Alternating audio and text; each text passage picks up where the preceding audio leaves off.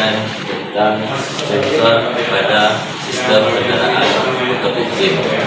Saya akan menjelaskan di mobil Avanza yang menggunakan sistem VVI. Oke, yang pertama saya akan menjelaskan tentang sensor. Sensor adalah komponen yang berfungsi untuk menangkap data tertentu seperti tekanan udara masuk, suhu udara masuk, dan lain-lain pada mesin, dan mengubah menjadi sinyal agar bisa dikomunikasikan ke ECU. ECU adalah Electronic Control Unit. Agar ECU bisa menakar atau menentukan takaran bahan bakar yang sesuai agar menciptakan pembakaran yang seideal mungkin. Selain sistem sensor, di kendaraan motor bensin juga ada yang namanya aktuator. Aktuator adalah perangkat mekanisme atau elektronik yang mengubah energi listrik, udara, hidrolik, atau mekanis menjadi gerakan untuk menggerakkan atau mengontrol suatu sistem. Aktuator sering digunakan dalam sistem otomatis, robotika, dan kontrol industri. Selanjutnya ada blok relay. Blok relay terletak pada sudut kanan ruang mesin, berfungsi untuk tempat letaknya sirkuit pengaman pada mobil. Selanjutnya ada vacuum switch valve. Vacuum switch valve terletak pada saringan hawa, dipasang dengan menggunakan dua baut. Fungsinya: 1. Mengukur tekanan pada kabel. 2. Mengatur aliran udara. 3. Mendeteksi kebocoran. Yang ketiga ada sensor tekanan absolute manifold atau yang disingkat MAP. MAP terletak pada saringan hawa dengan memiliki satu selang. Fungsi dari MAP: mengatur campuran udara dan bahan bakar. 2. Mengukur tekanan udara. 3. Mengoptimalkan kinerja mesin. 4. Sensor temperatur udara atau intake. Sensor temperatur udara atau intake terletak pada saringan hawa bagian depan dengan bentuk panjang, berfungsi untuk mengukur suhu udara yang akan masuk ke mesin. Yang kelima, pompa bahan bakar. Pompa bahan bakar terletak di dalam tangki penyimpanan bahan bakar. Fungsi dari pompa bahan bakar sebagai pompa bahan bakar menuju injektor dengan tekanan tinggi. Yang keenam yaitu injektor bahan bakar. Injektor bahan bakar terletak di silinder head sebelah intake. Injektor bahan bakar berfungsi sebagai pesuplai bahan bakar bertekanan diatur sesuai dengan kinerja mesin. Yang ketujuh ada idle speed control valve.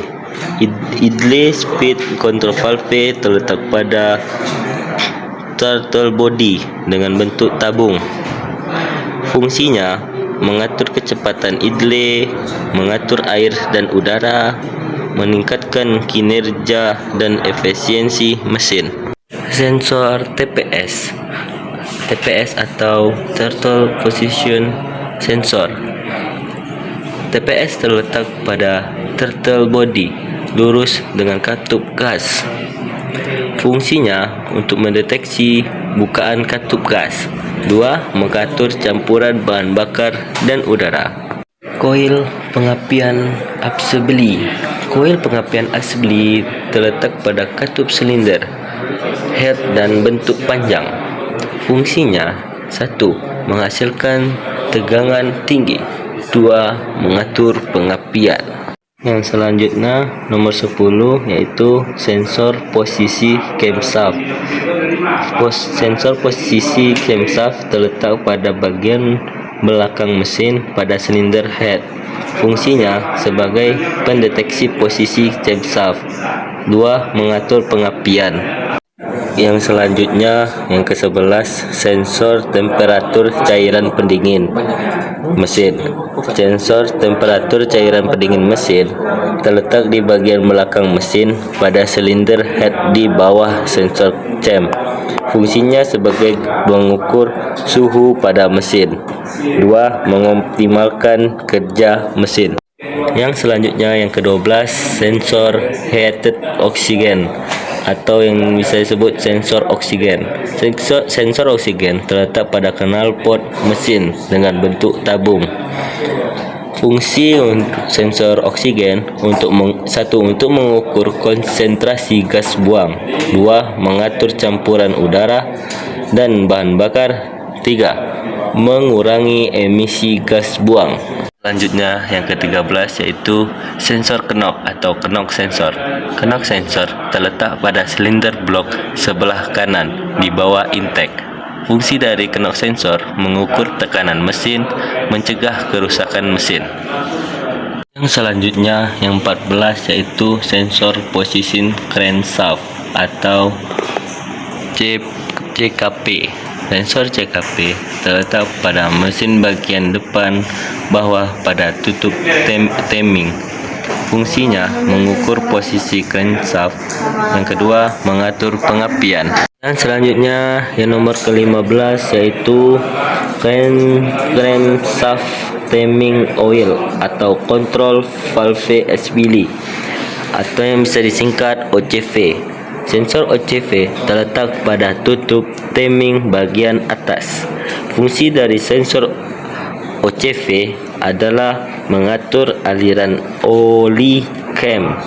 Yang selanjutnya mengatur waktu pengapian. Yang ketiga yaitu meningkatkan efisiensi bahan bakar. Yang ke-16 yaitu ECM. ECM terletak pada bawah dashboard sebelah kiri. Fungsi dari ECM yaitu 1. Untuk mengatur kinerja mesin, 2. Mengatur pengapian, 3. Mengatur injeksi, 4. Mengatur kecepatan, 5. Mengatur pengaman, 6. Mengatur diagnostik. Yang selanjutnya yaitu meter kombinasi. Meter kombinasi terletak pada dashboard sebelah kanan di belakang setir. Fungsi dari meter kombinasi yaitu 1. Menampilkan informasi penting tentang kendaraan, 2. Memberikan peringatan tentang kondisi kendaraan yang tidak baik, dan yang ketiga yaitu untuk membantu kinerja kendaraan. 18 yaitu DLC. DLC terletak pada bawah dashboard sebelah kanan. Fungsi dari DLC yaitu 1. Penghubung pengaksesan kendaraan dengan alat prognostik, 2. Mengupdate data kendaraan, 3. Mendiagnosis kesalahan kendaraan. Yang ke-19 yaitu switch pengapian. Switch pengapian terletak pada samping setir pada kunci kontak. Fungsi dari switch pengapian yaitu mengaktifkan sistem pengapian mesin. Yang ke-20 atau yang terakhir yaitu kotak fuse. Kotak fuse terletak pada bawah dashboard sebelah kanan pada dinding mobil. Fungsi dari kotak fuse yaitu sebagai tempat letaknya sirkuit pengaman mesin. Mungkin segitu saja yang dapat saya sampaikan tentang sensor di kendaraan Avanza. Mungkin banyak kesalahan, mohon maaf. Sekian, terima kasih.